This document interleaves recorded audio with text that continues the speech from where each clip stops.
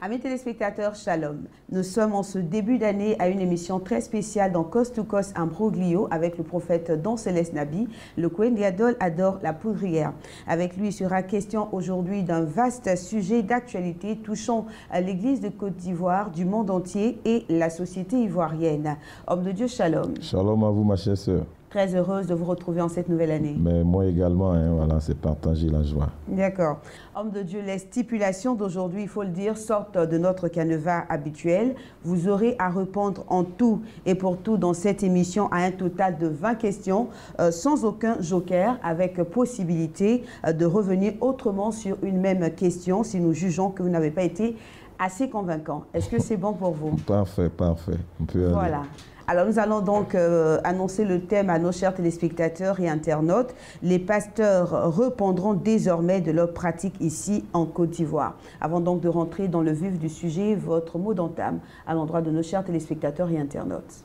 C'est un grand merci, et puis que la paix du Seigneur repose sur tous les foyers, sur toutes les familles et sur tous nos amis internautes et téléspectateurs.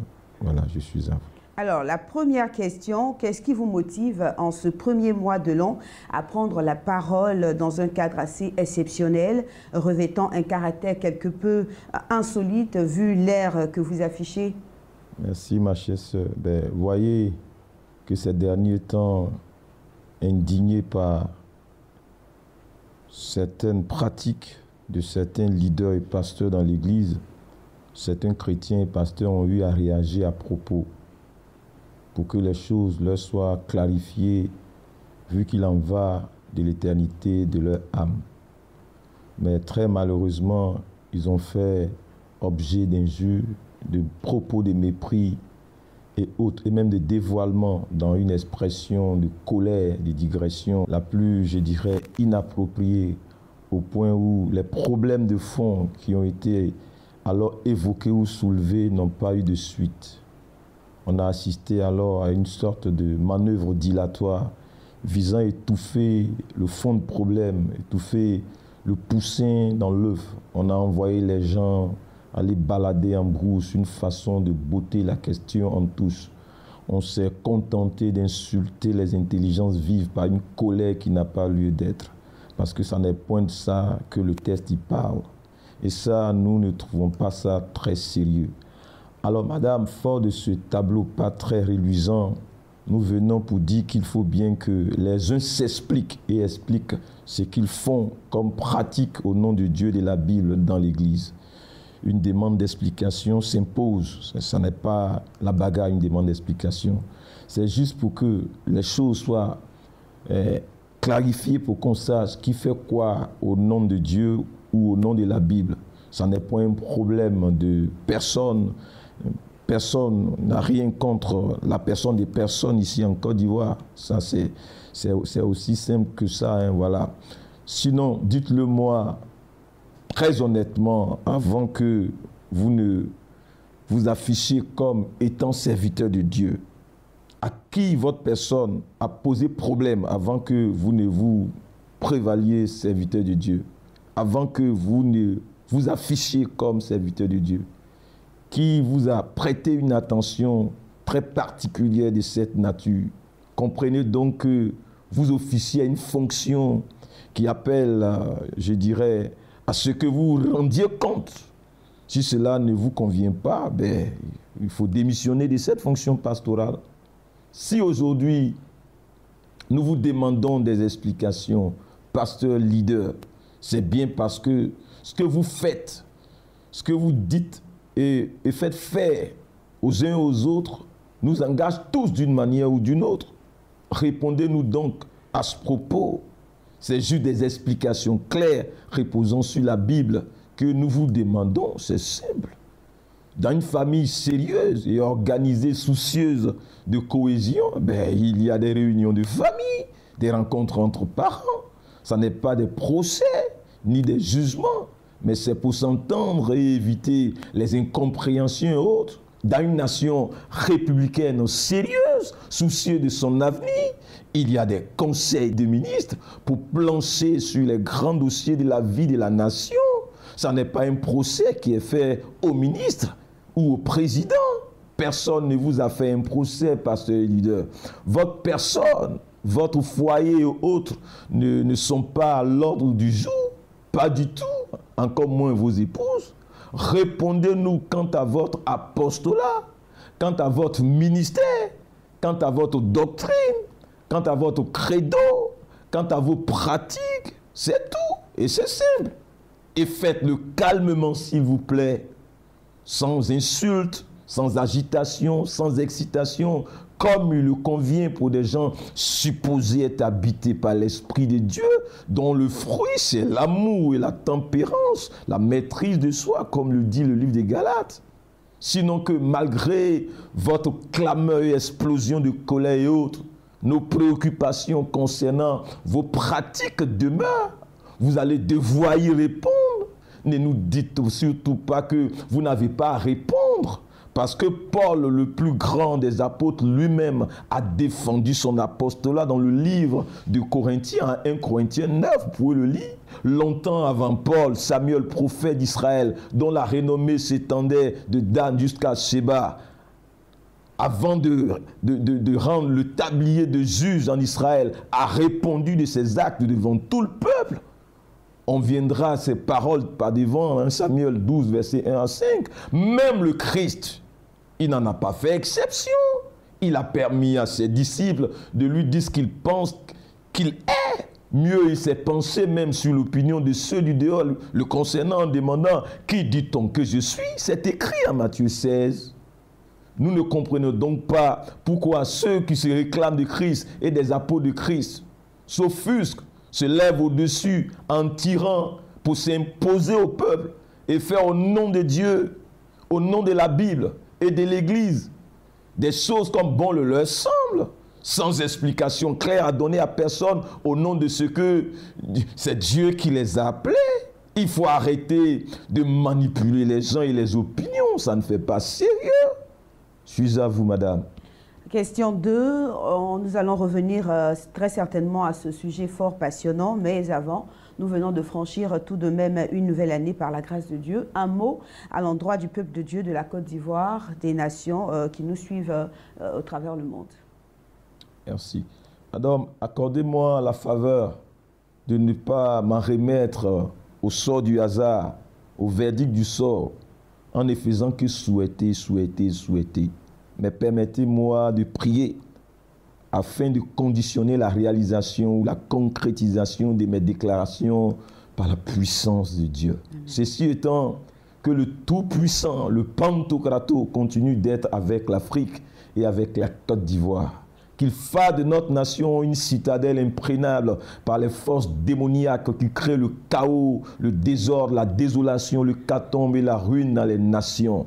Que le maître suprême du cosmos et de toutes les galaxies qui se peuvent nommer accorde sa faveur aux fils et filles de la Côte d'Ivoire et qu'il libère ses bonnes grâces sur tous ceux qui habitent le territoire ivoirien. Que ceux-ci soient d'ici ou qu'ils viennent d'ailleurs. Que le Dieu très haut ouvre les écluses des cieux à tous ceux-là qui habitent la Côte d'Ivoire, à tous ceux-là qui aiment la Côte d'Ivoire, veulent du bien de la Côte d'Ivoire, souhaitent et œuvrent pour le bien de la Côte d'Ivoire, notre trésor en tant que peuple et nation. Que Dieu, dans sa bonté et sa grande miséricorde, bénisse et arrose la Côte d'Ivoire de paix, de stabilité, de boom financier et économique qui réjouiront l'âme des Ivoiriens et Ivoiriennes de sorte à nous faire oublier les pages sombres de notre passé histoire commune. Je parle de notre histoire commune. Que le Dieu Tout-Puissant, qui appelle à l'existence ce qui n'existe pas, celui-là de qui viennent la grandeur, la richesse, la puissance et la gloire, gratifie notre beau pays de toutes nouvelles choses.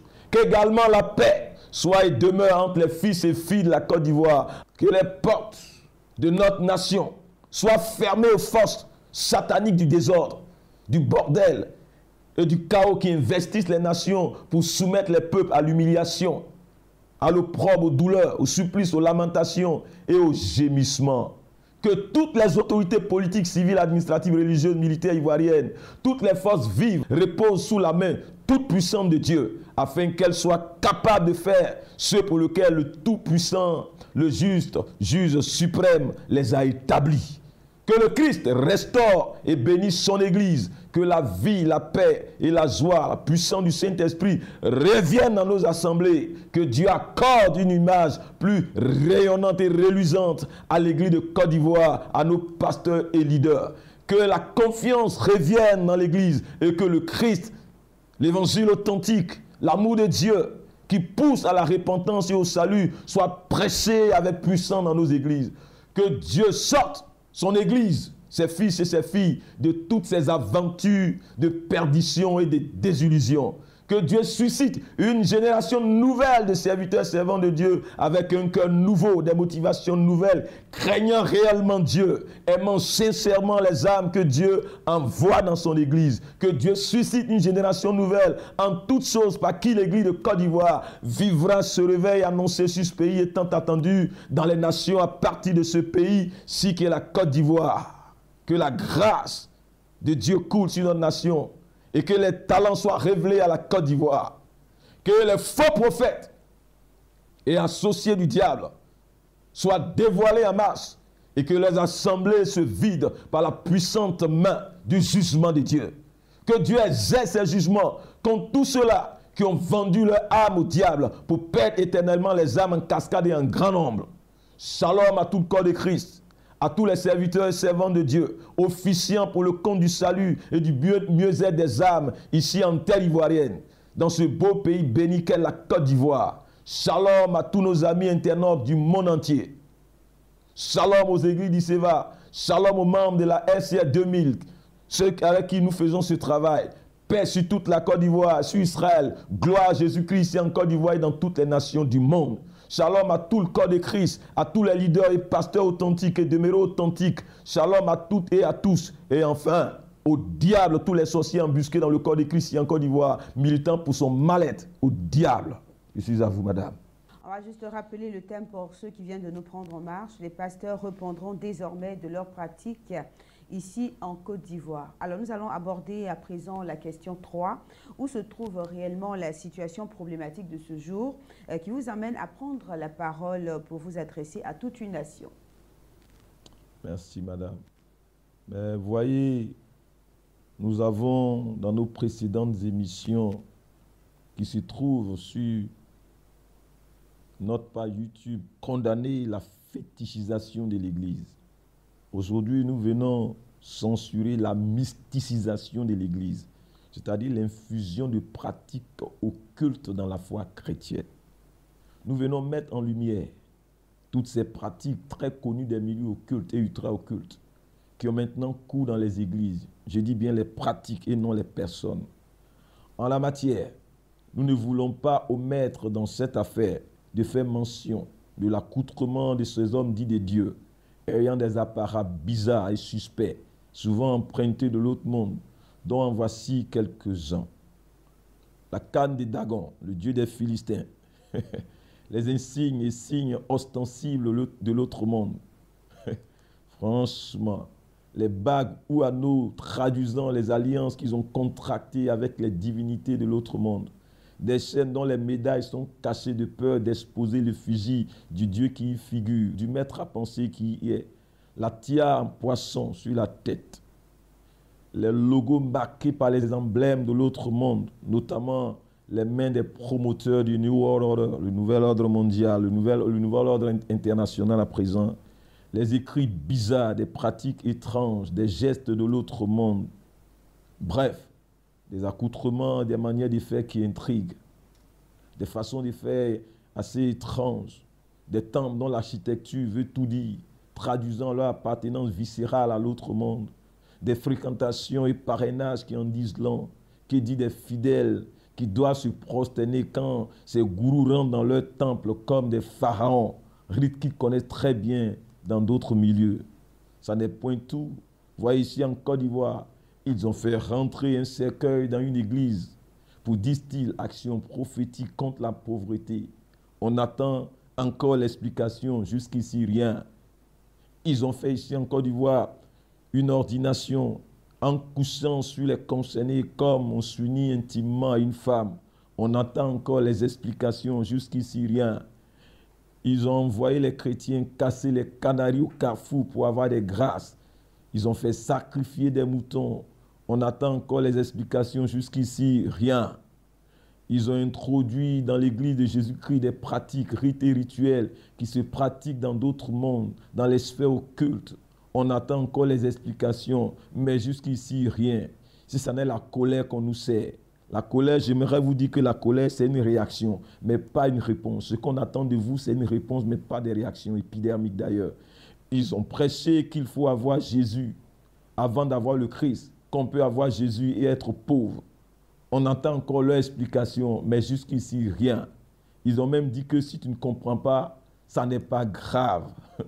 Ben, ce soir, nous sommes venus pour nous prononcer, non sur des questions de doctrine, ni de personnes, mais sur la nécessité impérieuse, madame, pour les uns de s'expliquer sur ce qu'on leur reproche comme pratique, rite et rituel, ne cadrant pas avec la tradition biblique de la grande famille de l'Église protestante, évangélique, pentecôtiste, charismatique, à laquelle nous appartenons tous. Nous sommes là pour ne pas que la confusion et la colère noient la vérité et que l'obscurité continue d'entretenir l'obscurantisme et les ténèbres dans l'Église et que le laxisme recycle indéfiniment le désordre en notre sein. Nous refusons cela. Nous sommes là pour que certaines choses auxquelles nous ne trouvons pas d'appui biblique substantiel soient publiquement, ouvertement et de la façon la plus transparente expliquées, défendues, comme à une thèse par leur promoteur. Il le faut d'ailleurs très impérieusement pour ne pas que tous soyons d'une manière ou d'une autre par notre silence et mutisme complices de ces érections désastreuses de veaux d'or gigantesques dans le corps de Christ. Non seulement nous refusons, madame, d'être des complices par voie de silence, mais mieux, nous n'acceptons point que de telles choses et pratiques remplies d'obscurité et d'équivoques soient légitimées comme étant acceptables et acceptées dans l'Église de Jésus-Christ à travers les pratiques. Ailleurs, ça pourra se faire si les leurs le veulent, mais pas ici en terre ivoirienne. Nous sommes là pour dire aux uns aux autres que désormais, demeurant dans la lumière de notre mandat et dans le spectre de notre mission, sans enfreindre aux lois de notre nation, nous tenons à ce que les pratiques soient clarifiées en milieu chrétien à travers des exposés reposant sur une approche explicative basée sur les saintes écritures bibliques. Nous ne laisserons plus personne faire de l'Église ce qu'elle veut. Si le leader, le pasteur, l'homme de Dieu atteste que ce qu'il a bâti ou qu'il dirige est bel et bien une secte pernicieuse et que les gens qui y sont tiennent à y demeurer ou à demeurer sur son administration et qui sont fiers d'être ses adeptes à lui en tant que gourou, ou même que ça n'est point une église mais que cela leur convient, ben ça c'est leur problème. Que si c'est un business personnel, nous n'avons que faire de ça, ça ne nous intéresse pas. Mais tant qu'il se réclamera, tant qu'un serviteur de Dieu, un pasteur se réclamera de l'église de Jésus-Christ à laquelle nous appartenons, nous tous, nous aussi, et qui n'appartient qu'à Jésus-Christ seul, il aura à répondre, madame, à répondre de ces pratiques ou autorisations de pratiques sans faux fuyant, sans tergiversation, sans coq à l'âne, sans intimidation stérile, sans logorée. Il répondra de ces pratiques, ça c'est sûr. Nous veillons à ce qu'il réponde de ces pratiques. Même Jésus-Christ, il a dû répondre de ses enseignements, de sa conduite, de ses pratiques et autres. Pourquoi pas nous donc? Même Jésus-Christ, il s'est fait juger, sinon a donné la possibilité qu'on le juge. Voici alors ce qu'il a demandé à ses disciples. Qui dit-on que je suis, moi, le Fils de l'homme? À Matthieu 16. Maintenant, vous, que dites-vous que je suis? Voici sa question. Cette année-ci sera une année de bilan et de procès dans l'Église. Appelez ça procès comme vous voulez. Ce sera une année où vous allez devoir vous expliquer à la face de l'Église. Alors que cela soit très clair, nous n'aurons affaire à personne de façon nommée, à personne de façon singulière, mais aux pratiques qui nous semblent du diable et venant de ces démons. Ces pratiques-là qui ont cours dans les forêts et autres, mais que vous voulez convoyer dans l'église de Jésus-Christ. Vous allez devoir répondre à cela, prophètes, pasteurs, docteurs et autres. Nous n'avons pas affaire aux musulmans, aux bouddhistes, aux raéliens, aux juifs de la Torah, aux comiens, à l'église de l'unification de Yosomoun, à Maïkari, aux témoins de Jéhovah, aux mormons et leurs moroni, aux féticheurs et autres. Mais nous aurons affaire à tous ceux-là qui se disent des nôtres, à ceux-là qui revendiquent être de notre bord, mais qui sont manifestement empêtrés dans des doctrines et pratiques en lesquelles nous, protestants, pentecôtistes, charismatiques, évangéliques, ne nous reconnaissons point. Maintenant, s'ils persistent pour dire qu'ils sont des nôtres, qu'ils viennent donc tout simplement et naturellement, visiblement, officiellement, répondre de leur doctrine, actes et pratiques à la lumière de la Bible. Autrement, ils subiront nos frappes à tribord et à bâbord.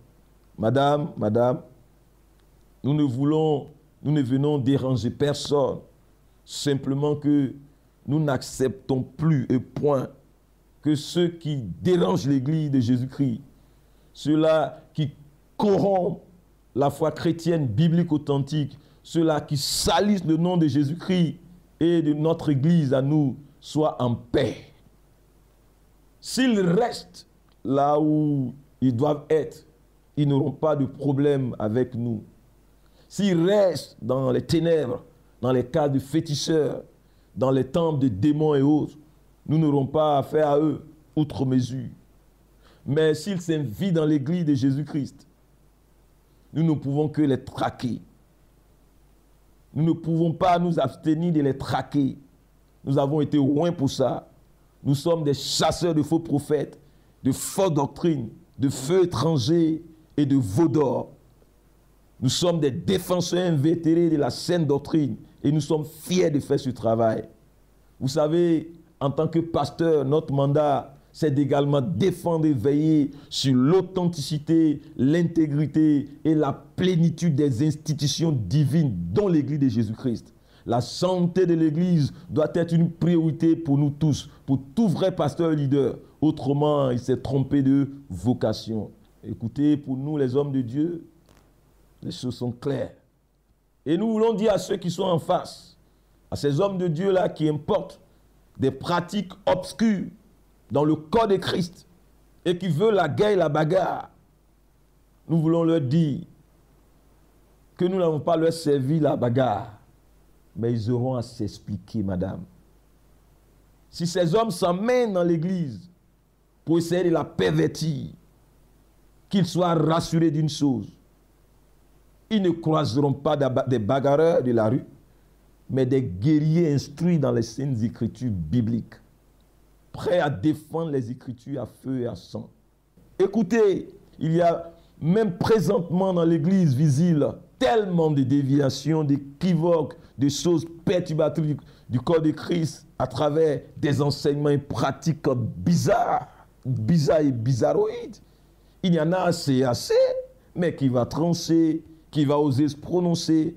Tous, d'une manière ou d'une autre, nous nous réfugions dans la bulle du silence salvateur pour sauver notre peau, nos relations, nos intérêts. C'est de la forfaiture, ça. Et c'est bien cette forfaiture, cette vacance, ce vide intellectuel en leadership, ce mutisme doctrinal qui a favorisé, continue de favoriser l'intrusion et l'infestation de l'Église visible par toutes ces doctrines et thèses bizarres qui troublent et polluent la foi chrétienne et dénaturent l'Église sur laquelle nous sommes appelés à veiller. Je vais parler du troupeau du Seigneur. Il est donc clair, peuple de Dieu, que Dieu attend des hommes et des femmes, des compétences pour le rayonnement de son Église. Et ça, il le faut. Peuple de Dieu, il ne faut donc plus laisser faire. Aucun changement n'est né du silence, de la peur. Alors, madame, pour finir, voici les constats majeurs que nous avons faits et qui nous amènent à cette initiative. Voyez, de 90 à 2007, où il a été question d'un nommé Béhanzin, dont la sortie a jeté un froid glacial dans le corps du Christ, avec tout ce que cela peut entraîner comme déception et découragement, confusion, interrogation, abus, apostasie, refroidissement et autres. Depuis cette période-là, madame, l'Église de Jésus-Christ de Côte d'Ivoire a changé de physionomie. Les choses n'ont plus été les mêmes. Le silence est resté la règle. Et là, je reviens encore pour dire qu'il est évident que Dieu avait voulu effectivement faire quelque chose avec l'Église et dans l'Église du genre, une sorte de réveil à cette période, mais que, hélas, ça a tourné en un grand fake. Les acteurs de ce mouvement sont pratiquement tous portés disparus. L'histoire s'est très mal terminée. Qu'est-ce qui n'a pas marché dans cette affaire? La seule réponse jusqu'ici fut le blackout, le silence. L'Église de Côte d'Ivoire continue de vivre avec les stigmates de cette période qui a vu la révélation de beaucoup de sang qui se sont éteints les uns après les autres, souvent même très brutalement. Voici la réalité. Je suis à vous, madame. J'ai ainsi planté le décor. Alors, nous avons cru comprendre que vous dénoncez, homme de Dieu, le port de tiares, de chevalières, alors que nous savons très bien que vous aimez en porter. Madame, j'ai déjà répondu à cette question. Je n'ai pas de tiares sur la tête. Je ne suis pas un pape. Je ne suis pas un pharaon. Je ne suis rien de ces choses-là. Maintenant, sachez que les bijoux, les métaux précieux n'ont pas été créés par le diable. Il n'y a pas de raison que ce soit ses enfants et ses serviteurs qui en portent.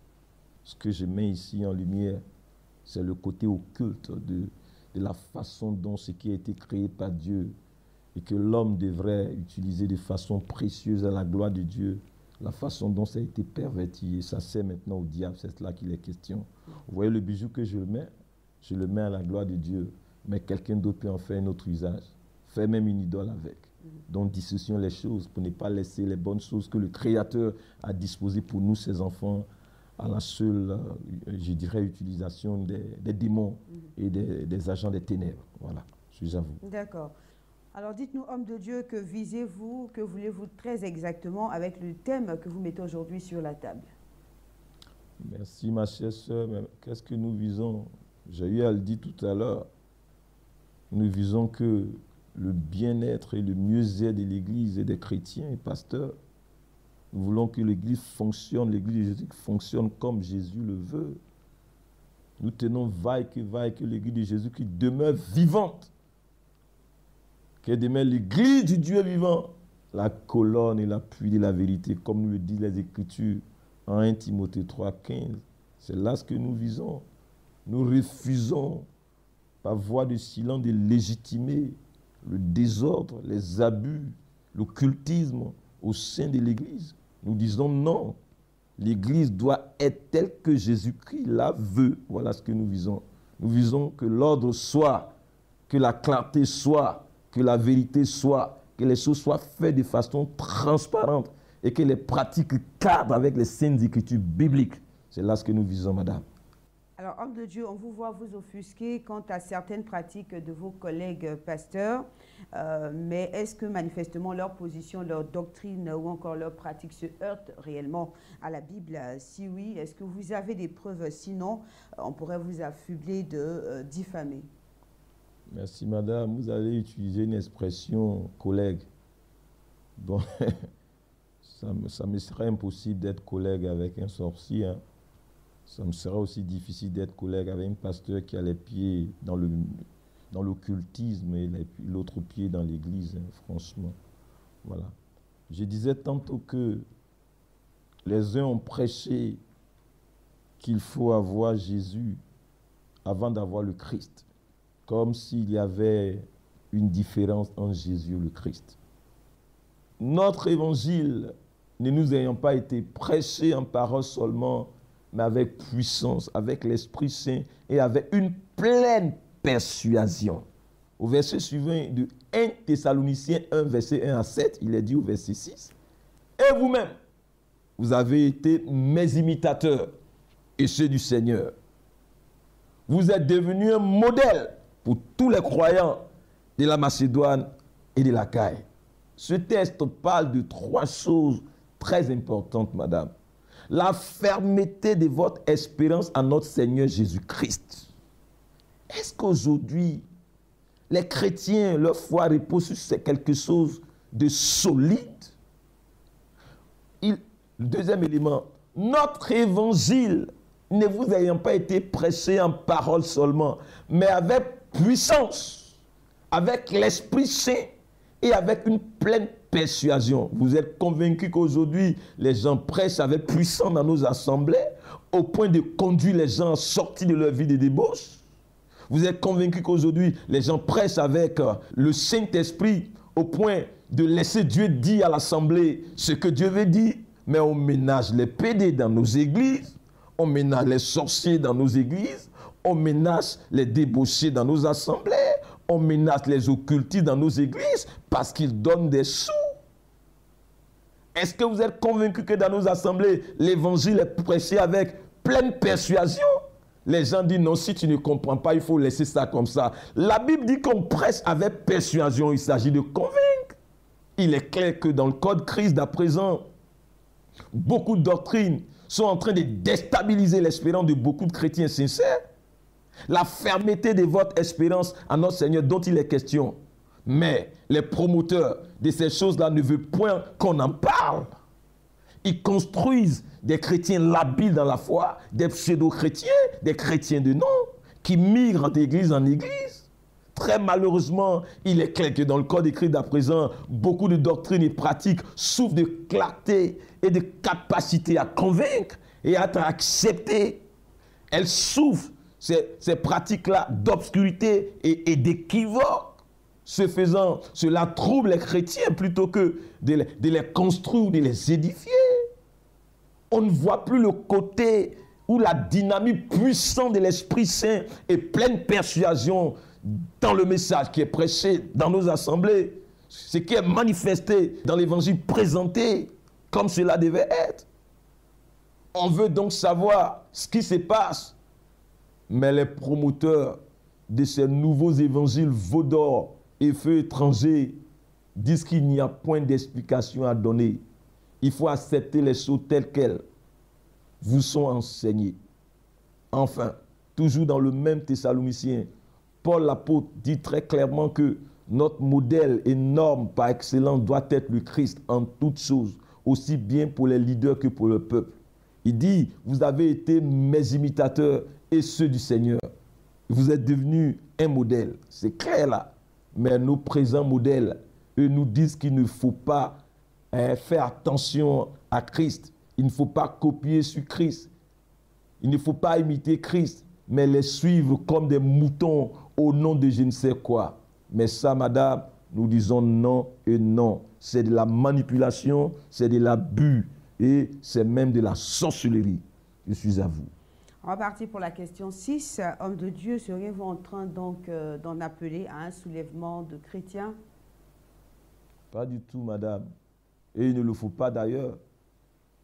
C'est pour cela qu'il revient aux pasteurs et aux leaders d'expliquer le fondement biblique de leurs pratiques qu'ils sont en train de convoyer dans l'Église. Sinon, il faut dire que ces veaux d'or et feux étrangers qui ont déchaîné les passions ces derniers temps sont nombreux et vraiment grossiers et choquants, madame.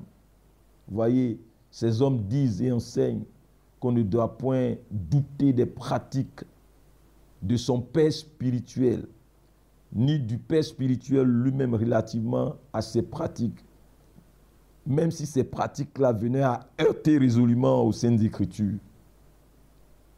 Ils le disent au nom de la loyauté.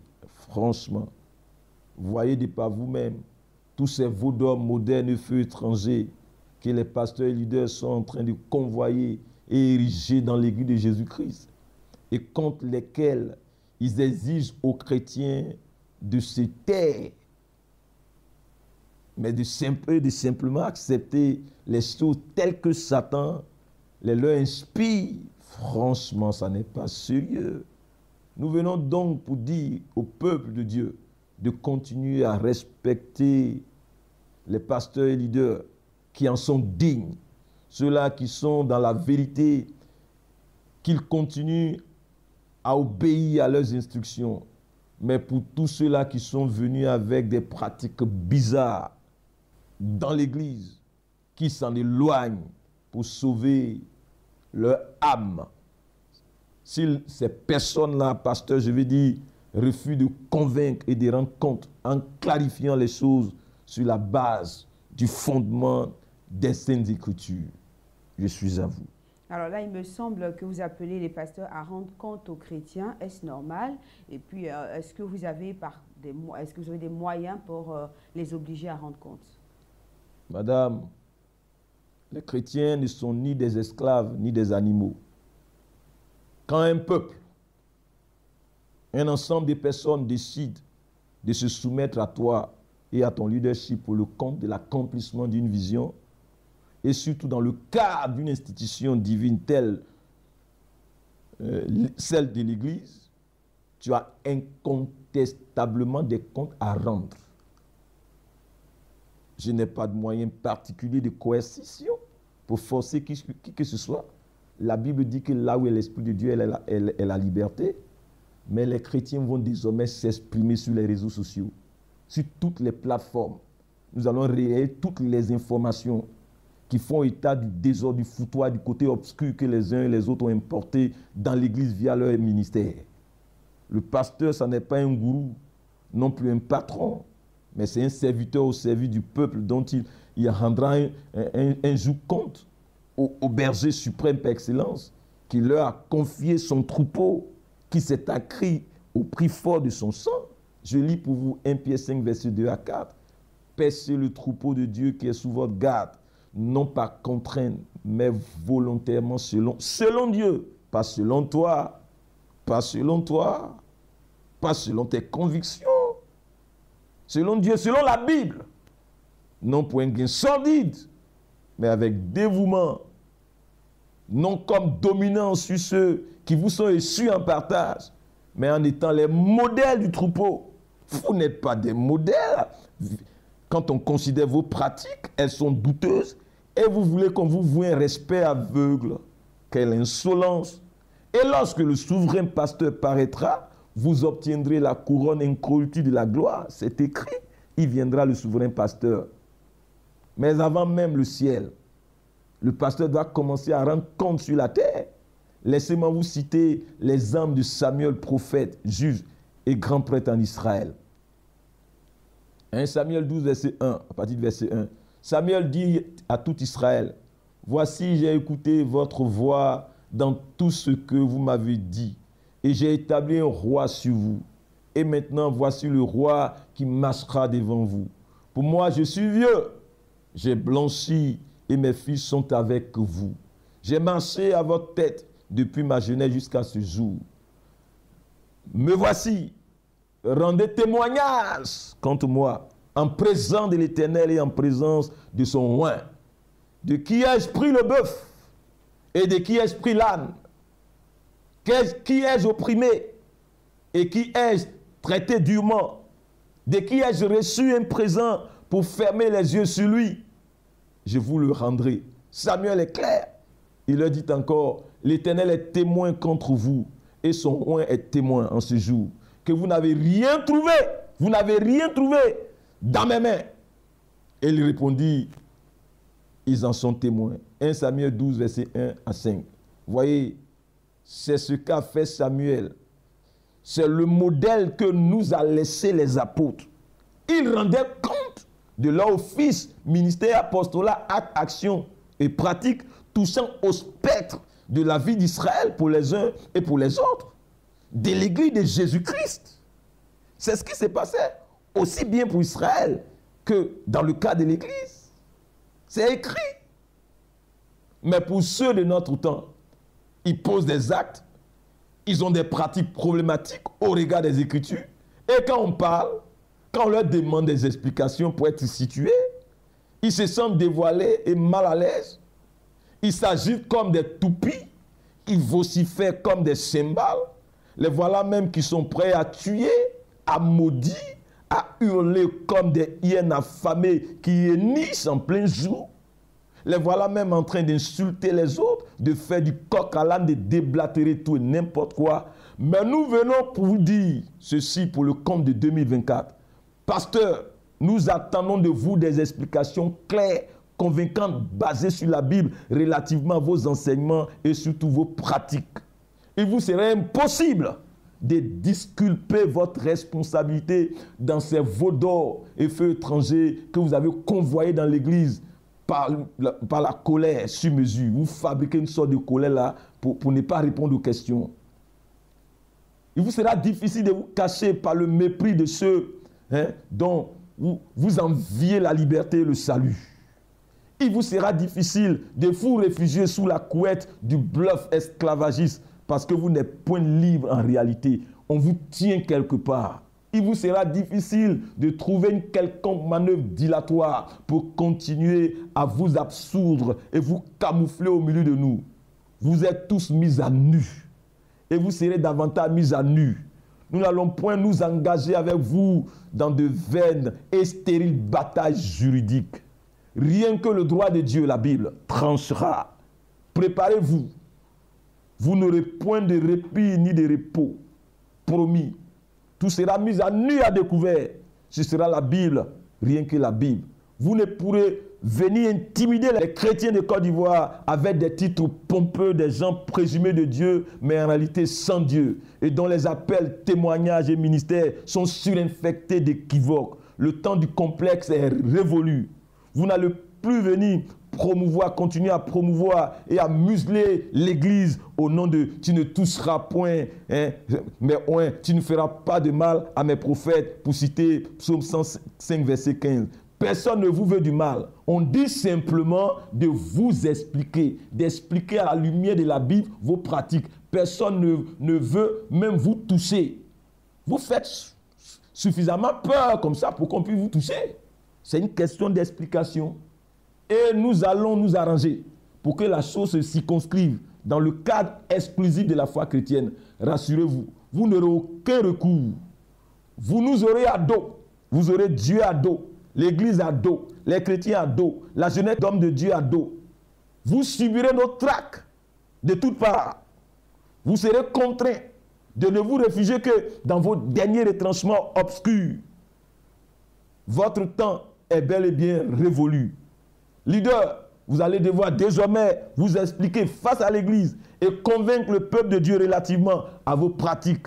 Nous n'allons plus vous laisser ni respirer, ni même soufflez quelque peu. Vous nous aurez à dos. Assez, ça n'est assez. Attachez vos ceintures. Ça sera chaud. Ce sera chaud, mais rassurez-vous. Ça ne sera point pour que s'installe un foutoir qui va encore vous profiter. Nous allons faire un travail très sérieux, très bien organisé, dans une discipline qui sera désormais de culture en milieu protestant évangélique des indépendants. Il est arrivé que le temps où on fait n'importe quoi, à n'importe qui, n'importe où, n'importe comment, ici dans le corps de Christ en Côte d'Ivoire, est en train de courir à son terme à grande vitesse. Plus rien ne sera comme auparavant. Apôtre et prophète des ténèbres, votre âge d'or a pris fin. Pasteur et docteur de l'obscurité, c'est ici votre terminus. Il y a un temps pour tout. C'est le temps de vous expliquer et d'expliquer ce que vous faites et faites faire aux chrétiens. Il en va du mieux-être terrestre des chrétiens et de leur éternité. Vous allez devoir répondre de vos actes, de vos doctrines et de vos pratiques. Je suis à vous, madame. Serviteur de Dieu, on a terminé pour ce numéro. On va se donner rendez-vous pour la suite, certainement la semaine prochaine. Par la grâce de Dieu. D'accord. Voilà, mes téléspectateurs, internautes, merci de nous avoir suivis. Rappelons tout juste le thème, les pasteurs répondront désormais de leur pratique ici en Côte d'Ivoire. Rendez-vous donc est pris la semaine prochaine pour la suite de cette grande thématique. On espère vous retrouver bien nombreux. Portez-vous bien, shalom chez vous.